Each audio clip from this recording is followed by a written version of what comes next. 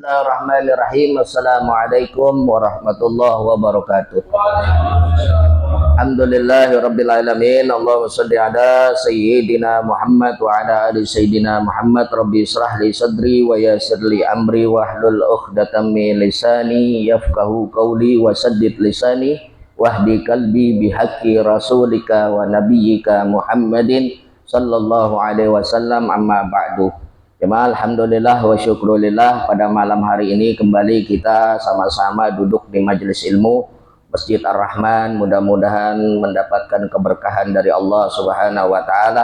Tidak keluar kita dari tempat ini melainkan Allah ampuni segala dosa dan kesalahan kita, dan Allah berkahkan hidup dan kehidupan kita, dan kita dimatikan dalam keadaan husnul khatimah. Pelajaran kita atau mutalaah kitab kita sudah sampai di halaman ke-18 yang pertengahan tuh, baris ke 1, 3, 8 ya, dari bawah ke 8 gitu. Ya, qala muallifullahu ta'ala wa naf'a bihi wa bi ulumihi fid daraini amin. Qala radhiyallahu anhum. Ayo. Bismillahirrahmanirrahim. Perkara kedua, i'tiqad yang batil yang menjadi kafir, yaitu i'tiqad ahli bid'ah pada saya bahwa roh radar pada segala bintang atau segala jin atau lainnya, bahwa mereka itu memberi bekas sebagaimana yang tersebut di dalam kitab Jami'ul Muhtamad karangan Sayyid Muhammad Al-Qayyum. Inna man i'taqada anna tilkal kawakiba wa mu'asirahu fil asya'i bitab'iha fa huwa kafir ijma'an wa man i'taqada annaha mu'asiratu bi quwwati aw da'a Allah fiha fa huwa kafir wa fasiqun wa fi kufrihi qawlani wa man i'taqada annaha ghairu mu'asirati walakin hadha sababu adiyun la yumkinu takhallafuhu fa huwa jahilu bihaqiqati bihukmil adiyyi wa rubbama jarra hadzal i'tiqadu ilal kufar wal mu'minun naji ya'tadiku anna Allah yujidul asya'a bihabdi ikhtiyarihi inda tilkal kawakib la biha wala biquwwatin aw da'aha Allah fiha ma'a inkari sikhatin nabkhalifu. Artinya, barang siapa i'tiqad bahwasanya bintang-bintang memberi bekas dengan tabiatnya, maka kafir dengan ijma. Dan barang siapa i'tiqad bahwa memberi bekas dengan kuatnya, maka ia jadi fasik. Dan di dalam kafirnya ada dua qaul ulama.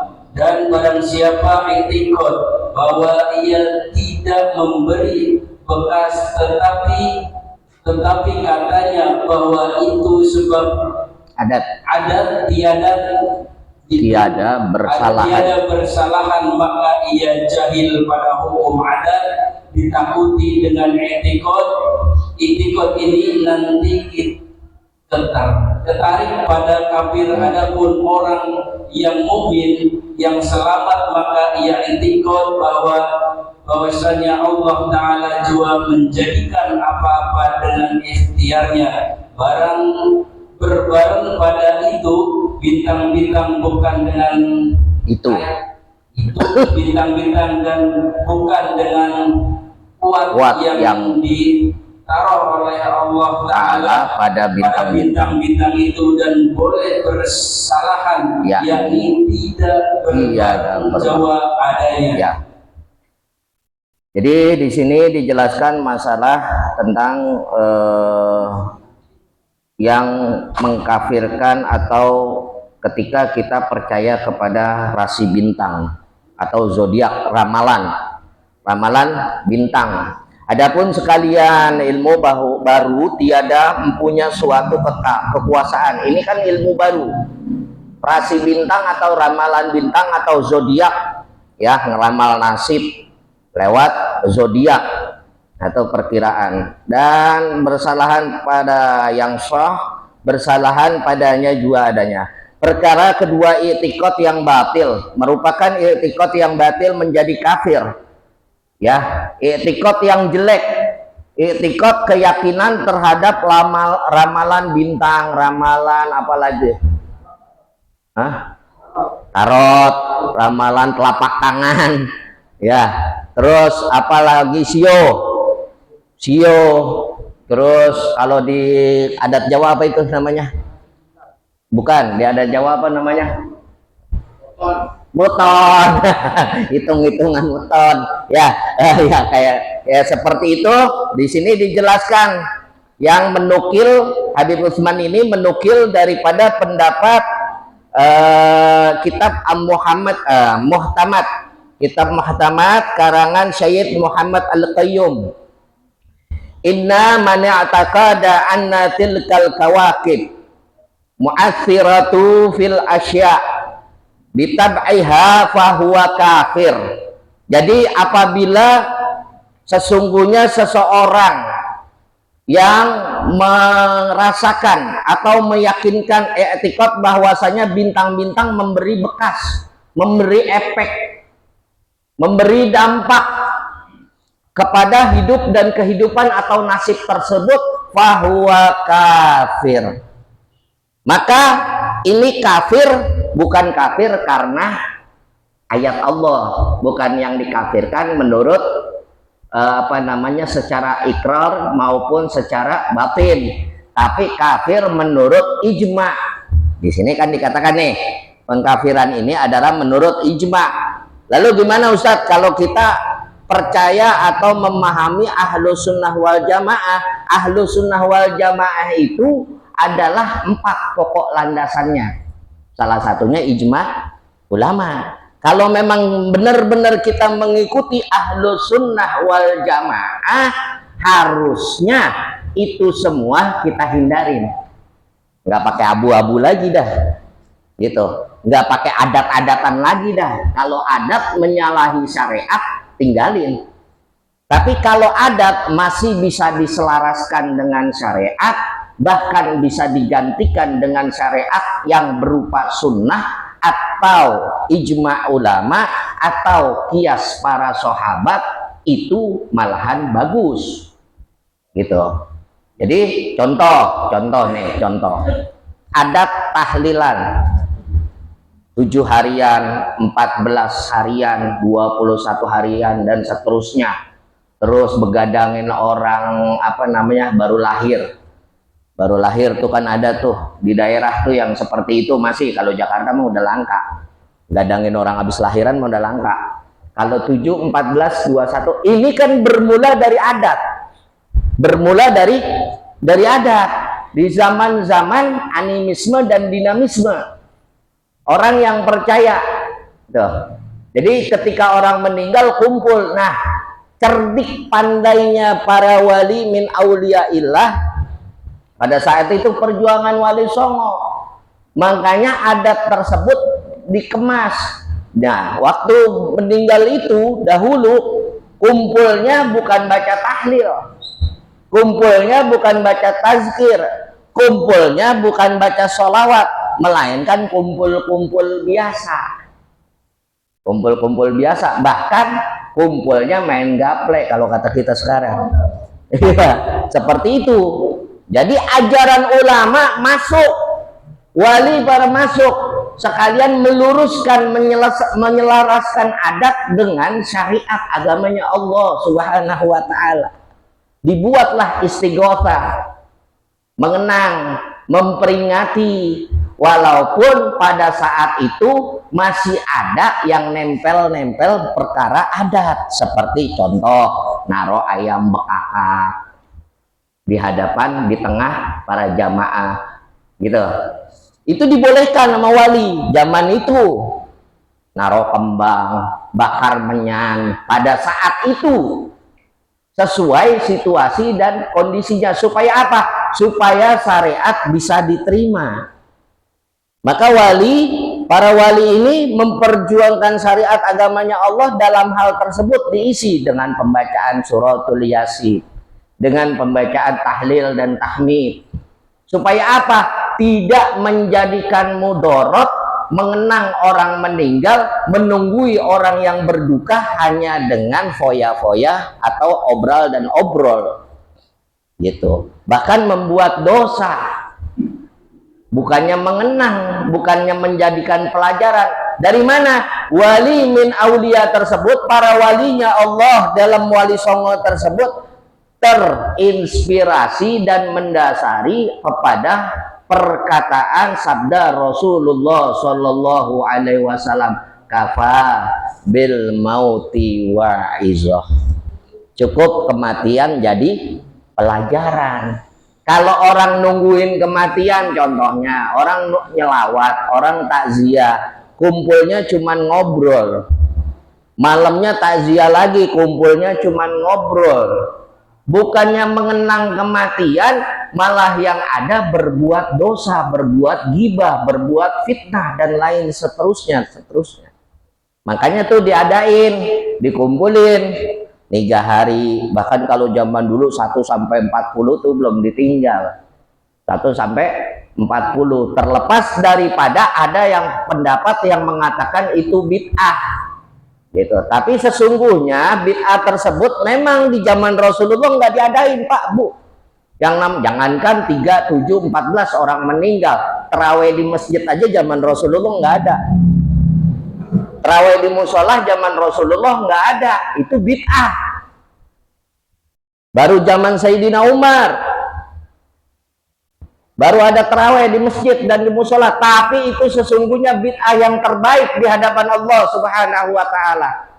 Jangan dibilang, jangan ngomong asal bid'ah aja, terawih aja bid'ah di masjid, di musola, gitu. Jadi ini merupakan perjuangan untuk memasuki atau syariat agamanya Allah bisa diterima pada saat itu. Nah, kembali, kalau kita percaya kepada menurut ulama ini, dalam kitab Muhtamat ini karangan Sayyid Muhammad Al-Qayyum, inna man i'taqad anna tilkal kawakib mu'athiratu fil asya' bitab'iha fahuwa kafir ijma'an wa man i'taqada annaha mu'athiratu biquwwatin.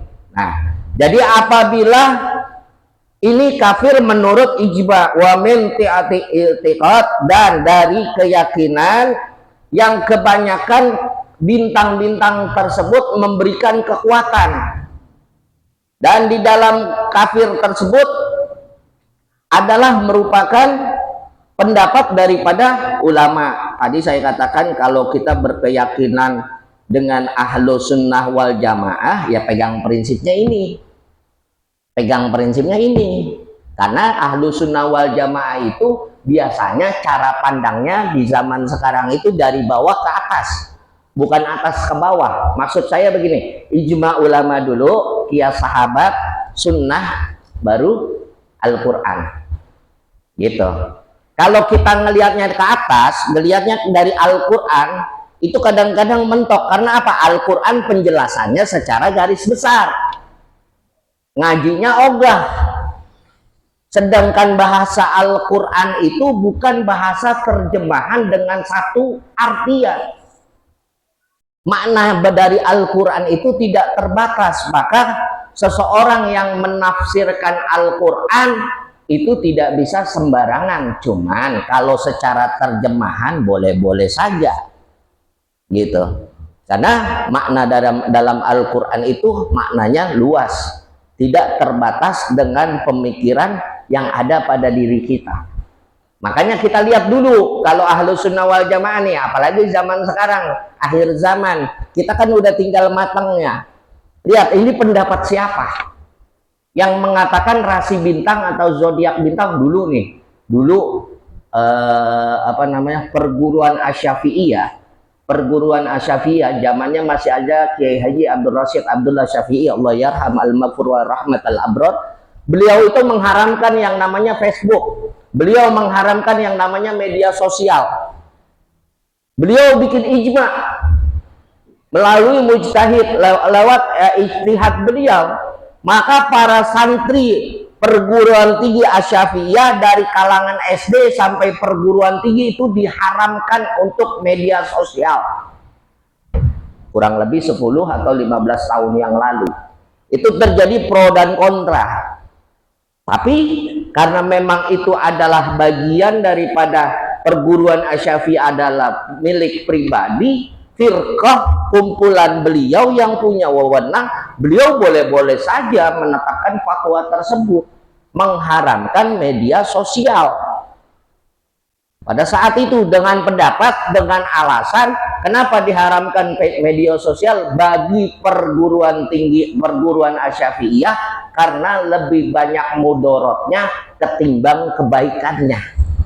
Rupanya ini ulama cerdas, Pak, Bu. Dulu kita ikut-ikutan tuh, oh iya, masa iya, ini kan buat kebaikan, kita egois, kita cara pandang kita sempit. Ternyata kita rasa sampai zaman sekarang setelah 15 tahun, benar, media sosial ternyata banyak mudorotnya. Gara-gara setitik bisa jadi selautan.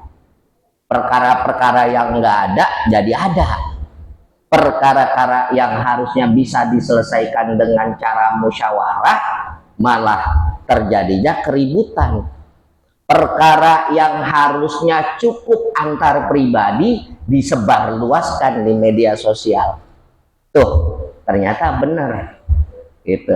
Sampai hari ini media sosial untuk perguruan Asy-Syafi'iyah itu benar-benar tidak dibolehkan. Tapi ya kalau di luar Asy-Syafi'iyah bagi santrinya tetap main ketika mereka mondok, maksudnya mereka mukim.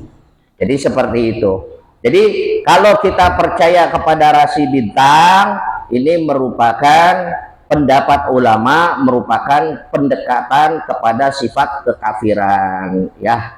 Dan juga barang siapa i'tiqad bahwa ia tiada memberi bekas, tetapi katanya bahwa itu sebab adat, dengan alasan adat yang tadi saya bilang, weton contohnya. Weton itu kan menurut hitung-hitungan secara hitungan Jawa kuno, betul ya, hitungan kalender Jawa kuno tuh, adat Jawa itu punya itu apa namanya, kalender sendiri, punya kalender sendiri. Hitungannya dia tidak berdasarkan perputaran matahari, tidak berdasarkan perputaran bulan, namun punya primbonnya sendiri tuh. Nggak tahu itu berdasarkan mutlaknya, mungkin dari kombinasi dari Masehi dan Hijriyah. Jadi begitu tuh Jawa. Ini saking tuanya saking pendahulu dibumbui dengan adat istiadat dari agama Hindu, dari perhitungan zaman Nabi sebelum Rasulullah Shallallahu Alaihi Wasallam, sebelum Nabi Allah Isa, itu nabi-nabi sebelumnya kan punya hitungan juga tuh. Nabi Allah Daud, Nabi Allah Ishak, Nabi Allah Zakaria, itu punya sebelum datangnya Nabi Allah Isa. Kalau Nabi Allah Isa itu sudah perhitungan raja Romawi itu, makanya pakai nama dewa-dewa. Itu nama-nama dewa-dewa, Minggu, Senin, Selasa, itu kan perpaduan tuh, disempurnakan oleh agama kita Rasulullah Shallallahu Alaihi Wasallam dengan hitungan Hijriyah. Kalau itu hitungan dewa matahari tuh, Januari, Februari, Maret, April, Mei. Suka enggak suka, terima enggak terima, memang itu perhitungan daripada dewa matahari. Begitu. Kalau yang namanya Januari, Februari, Maret itu adalah nama-nama dewa. Kita udah terbiasa. Bahkan anak-anak kita, remaja-remaja kita kalau diapalin, disuruh kita tanya, ini tanggal berapa bulan Islamnya, saya yakin 100% pada nggak hafal. Ya. Tapi ini bulan apa? Ini Desember, tanggal 20 berapa? 23 ya.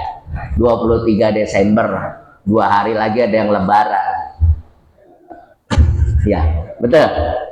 Ya kan, kalau itu karena kita sudah terbiasa pola pikir kita, apalagi anak-anak kita yang sekarang, yang seterusnya, Pak. Kita tanya, ini udah rejep apa belum? Bingung, kerja bulan apa Ustaz? Itu anak zaman sekarang. Gitu. Makanya kita perlu kalau di majelis, di masjid, di musola, di majelis taklim, kita perlu hidupkan kembali hari-hari yang menurut Islam. Minggu Ahad. Minggu Ahad. Kalau Senin tuh mirip tuh, Senin sama Isnin. Iya, Isnin asal katanya Isnin. Orang Indonesia didanjak preset Senin. Apalagi orang Betawi bukannya Senin, Senen. Gitu. Salasa itu bukan hari kedua, hari ketiga. Salasa bahasa Arab. Gitu. Kalau orang Indonesia bilangnya Selasa Arba. Arba itu 4, hari keempat, Rabu. Orang Betawi nyebutnya Rabo. Iya. Kamis hari kelima. Orang Indonesia di Indonesiain Kamis, gitu. Ya.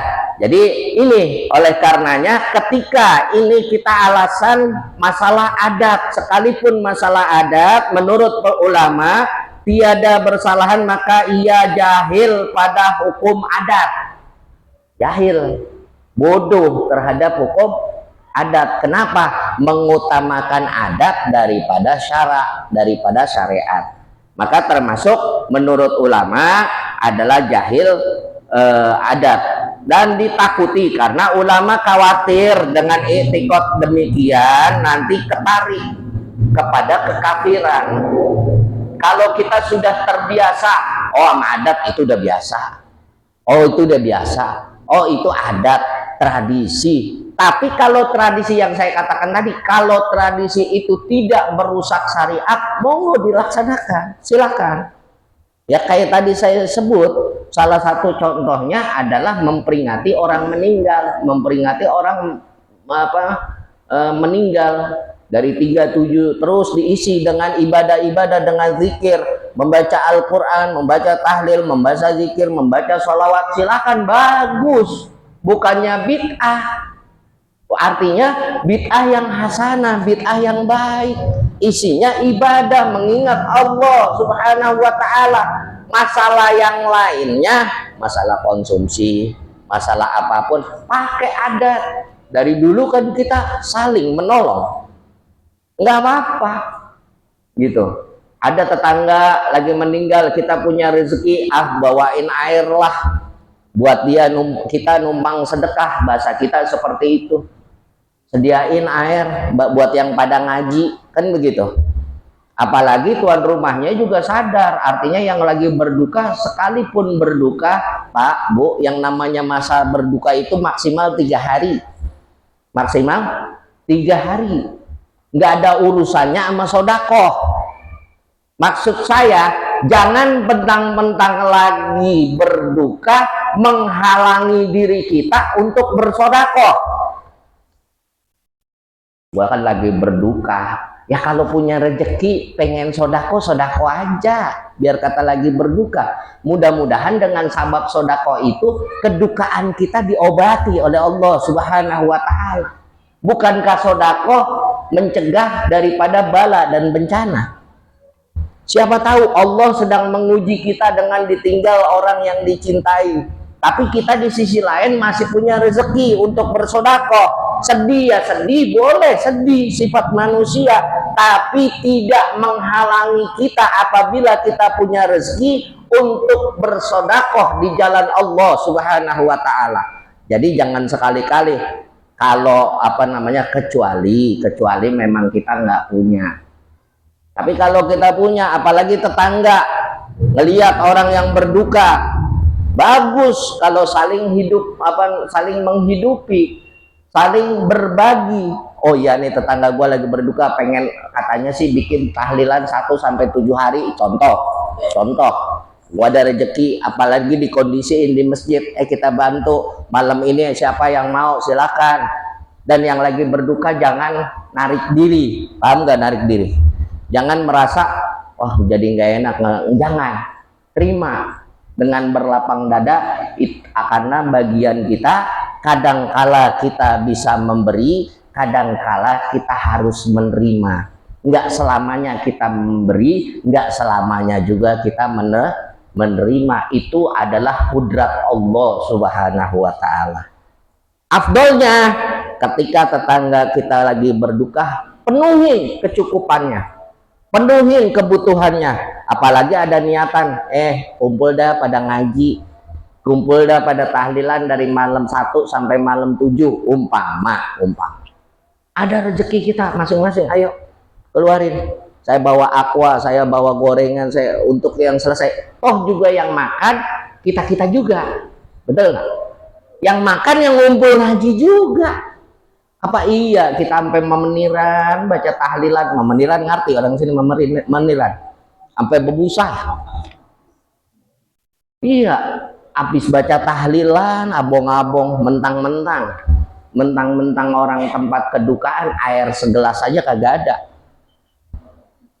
Bagi tetangga, apalagi yang punya rumah atau yang sohibul duka, masih mau. Makanya tadi saya bilang, jangan bentang-bentang lagi berduka menghalangi kita untuk sedekah. Kalau kita punya, keluarin. Jadi sedekah jariyah, karena itu adalah senjata amalan yang tidak akan pernah terputus di hadapan Allah terhadap orang yang meninggalkan kita. Sedekah jariyah diantaranya tidak menjadikan mudorot, tidak menjadi kejelekan apabila kita bersedekah dalam keadaan duka. Nggak ada dalil yang menyatakan dalam keadaan duka dilarang sedekah. Mana dalilnya? Ada nggak? Ada nggak? Ya, makanya itu perlu dilurusin di tengah masyarakat. Jangan sampai seolah-olah orang lagi berduka dilarang untuk sedekah. Lain, kalau memang benar-benar nggak punya, jangan dipaksa. Bagi masyarakat umum juga, ketika kita berniat untuk menghibur orang yang sedang berduka, jangan pernah memaksakan dia untuk mengeluarkan biaya atau apapun. Tapi kita yang ketika itu saat itu kita sedang berduka, namun di sisi lain kita masih punya anugerah rezeki dari Allah Subhanahu wa ta'ala untuk keluar, jangan menghalangi kita untuk mengeluarkan sedekah tersebut. Jadi harus arif dan bijaksana, karena ini kaitannya hablum minan nas gitu. Efeknya jadi perkara sedekah jariyah bagi saudara kita yang telah meninggalkan kita. Wallahu a'lam bishawab. Sebelum ditutup, ada yang mau nanya? Bismillahirrahmanirrahim.